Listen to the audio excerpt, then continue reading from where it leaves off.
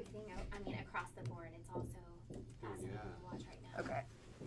Leadership crisis in politics generally. You've just been waiting for my cough to really The Canadian Prime Minister, I think, is such an interesting guy. I've seen him speak a couple of times. I've been so impressed. Yeah. He's the guy who appeared at that gig. Justin, yes. Trudeau. Yes, Yeah. Trudeau, yes.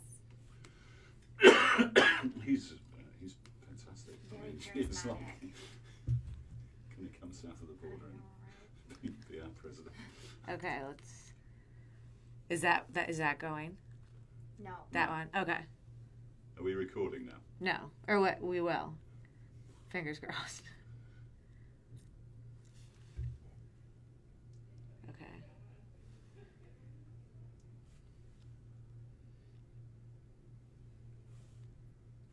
I don't get why it would work. Why it Well, works on if your it's phone not going to better work, then than- let's just do the podcast. But Okay, wait.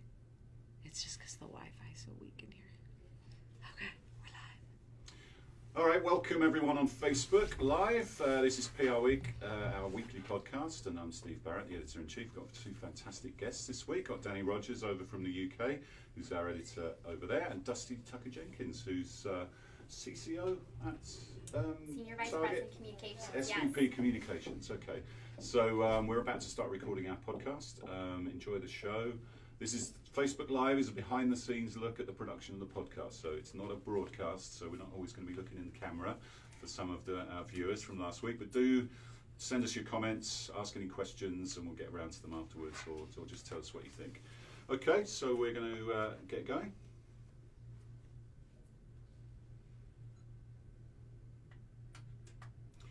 Hello and welcome to the PR Week, PR Week's regular weekly roundup of everything that matters in the worlds of PR and communications. My name's Steve Barrett, I'm the editor-in-chief of PR Week.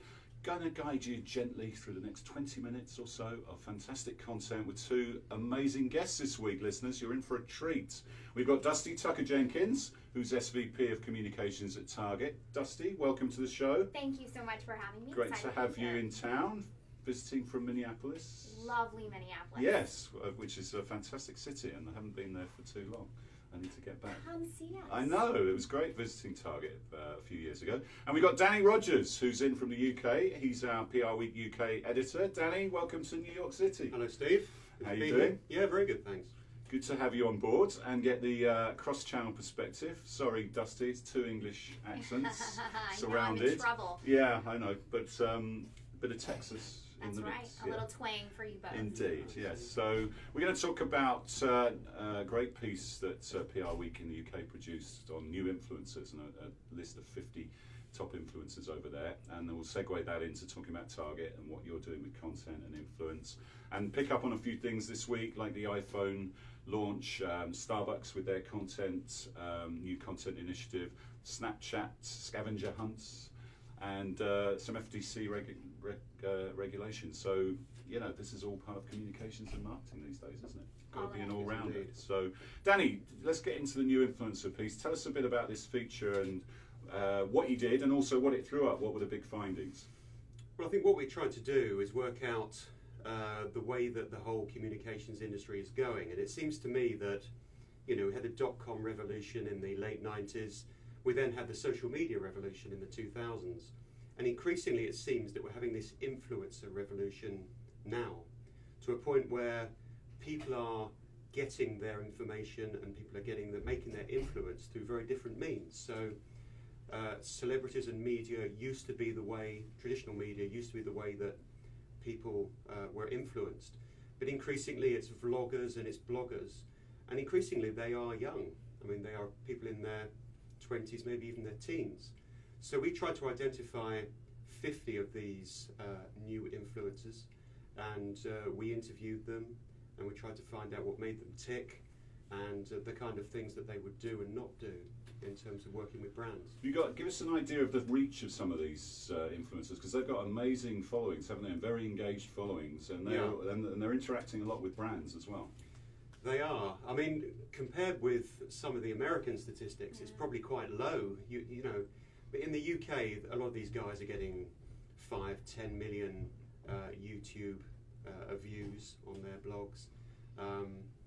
But actually, one of the really interesting things I think is that they are micro influencers. So if you're a fashion brand or you're a food brand, you can now identify people who have got very deep engagement in particular segments of society. So it might be kitchen appliances, or it might be very cool sneakers, whatever. But these people have massive, deep influence in very important niches for brands.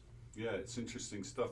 Dustee, how are you interacting with new influencers? Do you work with the brands that you sell, or do you do both? Do you interact with them directly? Are there sort of particular ones that you would go to now rather than say through mainstream media? How does it work with you guys? So Target actually has a very rich history when it comes to working with influencers. If you look back at big celebrities that we've partnered with to do product lines, designer collaborations, we recognize that the voices of others can be very powerful. And so when it comes to the influencer community, we have, over the last couple of years, really created robust strategies. So last holiday season, we partnered, speaking of young people, we partnered with many of the influencers who are under the age of 16. So Right. people like EvanTube. And so EvanTube within the United States globally has a huge following. And so him talking about the top toys and why he's choosing Target and participating in our holiday event here in New York called Wonderland, it's incredibly powerful. And so we're looking for ways to bring these people into our campaigns. So you might see them in our advertising. You might see them on a Bullseye View, which is our blog. So we're looking to leverage their voices. And then also we're looking at product opportunities. And so back to school, Bethany Moto is very popular, has a big following online, and we had an opportunity to partner with her. We do, though, however, one thing is very key for us, that notion of authenticity. So we look for influencers who are a good fit for our brand and who already really like Target. And so just asking someone to hold something up and talk about this product, we know that our guests are pretty savvy.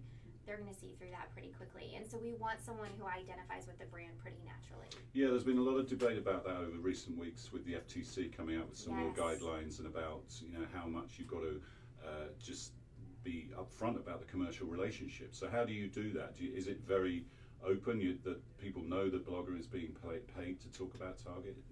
Yeah, in the New York Times piece, the FTC commented that there are a lot of ways that influencers can identify themselves, but they have to identify themselves.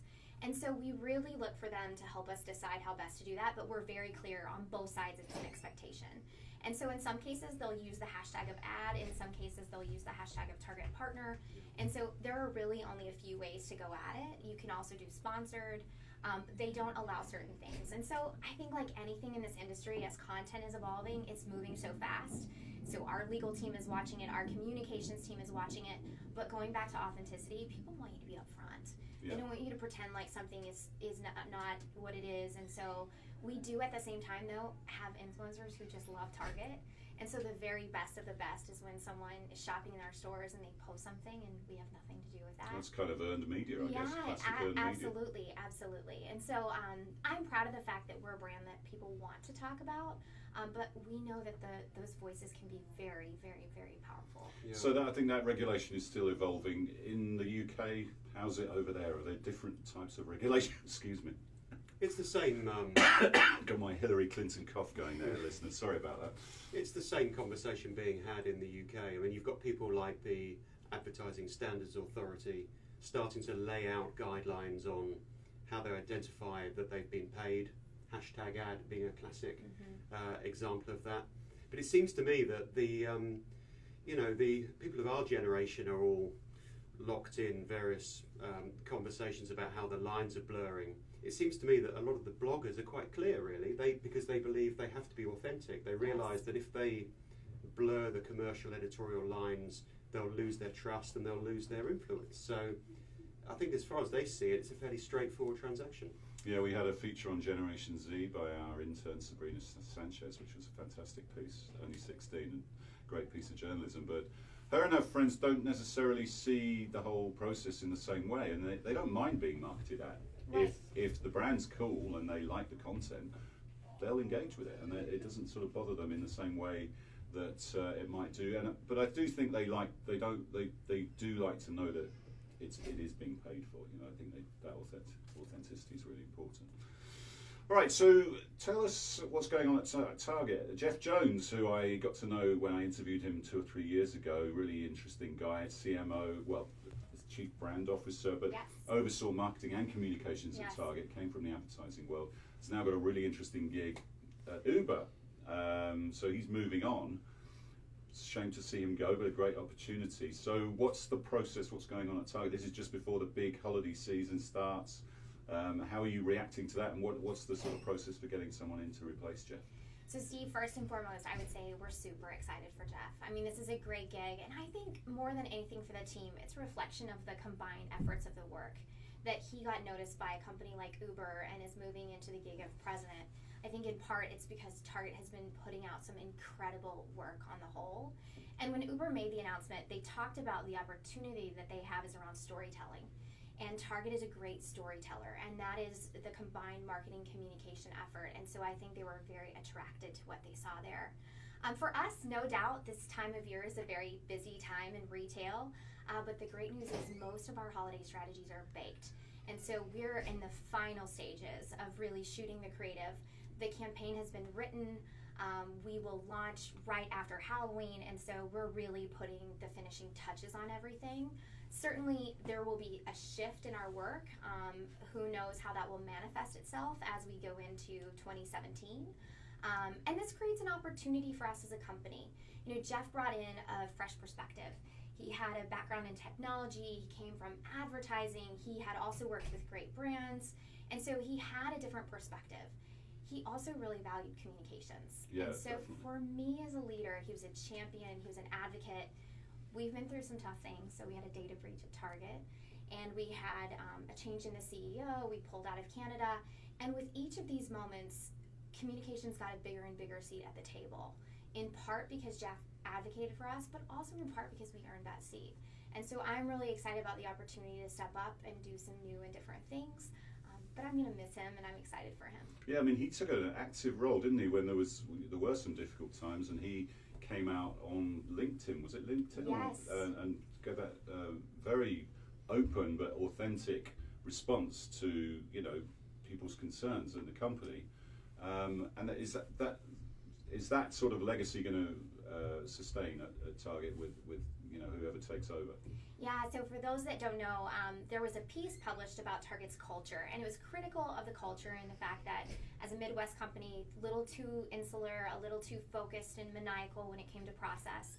And Jeff wrote a response called "The Truth Hurts." And I remember him sitting down and saying, "I want to publish this." And I was like, "Oh, hold on to your seat. I mean, this could be a really rocky ride for us." But there was something incredible in unleashing that was an honest account of where we were, but more than anything in saying we had an opportunity to improve. I would say that Jeff was a really important catalyst for that, but that now manifests itself in every person that's at Target. So we have a new CEO in Brian Cornell. He's also a huge advocate for communications and a huge believer in the fact that we have to be externally focused. We have to be nimble. We have to be fast. We have to evolve. And so all of that is sort of held in everyone at the company. And so Jeff was important in getting that rolling. Yeah, it got a great response, didn't it? Yeah. It hit the mark. It was maybe slightly risky, but you're doing some other internal communications initiatives, aren't you, which maybe build on that culture thing a bit. So tell us a bit about that. Yes. So at Target, we had heard from the team time and time again, they felt like everything was too corporate. And no one today wants to be talked to in a very corporate manner. If you look at what people are reading about PRWeek, if you look at the publications people start their days with, it's things like the skim. They want you to talk to them like they're humans. And so when it came to our corporate communication, it was very formal. And so we looked at it and we said, what would it be like if you worked at an awesome company? Target is an awesome company. Let's treat our employees like they're in the know. Let's bring them in. The spirit of transparency that we're embracing externally, let's embrace it internally. And so we started our own version of the skim. We call it the Briefly.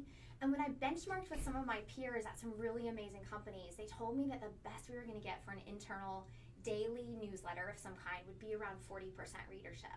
I'm really proud of the fact that we sit at almost 80% every day. And so the content is really good. When you talk to employees, they feel like they have to start their day with it. And so they're really bought in. But it's really embracing the things that we know as communicators work on the outside, embracing them on the inside. Talking to your employees like we talk about content. It's got to be good.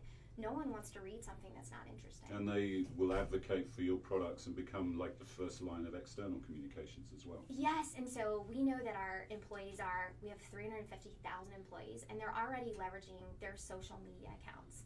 And so we started seeing Target popping up again and again, and we said, why not unleash this potential, this power of the employees and their own voice?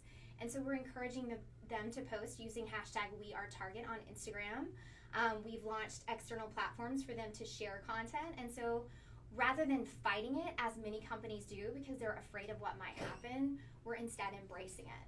Yeah, great. So the replacement for Jeff, will it be someone who's overseeing marketing and communications again, or does it depend who the person is? You know, I don't know yet. I think that all remains to be determined. Certainly, as I said, our CEO is a huge advocate for communications, and so I have a feeling he's going to be heavily involved in what this continues to look like. I work with him on a daily basis. And so who knows? We'll see. I have no doubt, given our brand and the reach of our brand, we'll bring in someone pretty incredible. Yeah, I'm sure you will. So we'd love to break the story I know, on PRWeek. right? Okay. Danny, marketing and communications